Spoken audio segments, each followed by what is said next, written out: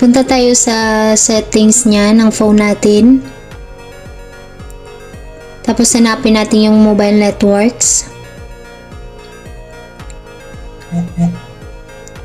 Tapos punta muna tayo sa roaming niya kung naka-on ba. Pindutin natin yan. And yan, naka-on siya. Dapat nakalagay siya sa always. Tapos balik tayo. Hanapin natin yung networks natin. Sa akin kasi TM. So, pindutin natin yung TM. Kung ano po yung SIM nyo na walang signal. And then, punta tayo sa preferred network type. Hanapin natin kung ano yung available sa inyo na sa inyong phone. So, LTE ba? Sa akin kasi 3G nilagay ko eh. Wala pa rin. So, ilagay natin sa LTE. Tapos, punta tayo sa select carrier. Ayan, pindutin natin yan, select carrier na yan.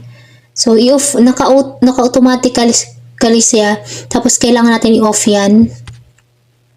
I-off natin siya. Hanap tayo ng network dito sa ibang bansa kung saan tayo. Dito kasi ako sa Taiwan, so lumabas siya yung mga networks na meron dito sa Taiwan. So, pipili tayo ng isa dun. Try natin lahat kung mag-work siya. So, una tayo sa Taiwan Mobile. So, connect to this network. Try naman natin yung iba. So, same siya. Yung SIM card ko hindi siya makakonect sa lahat ng dito sa Taiwan. Pero kung sa inyo, mag-work sa inyo, mas mabuti. Hindi lang na-set up ng mabuti yung phone nyo. Kaya siguro walang signal. Pero sa akin hindi nagwo-work. So, sana nakatulong sa inyo.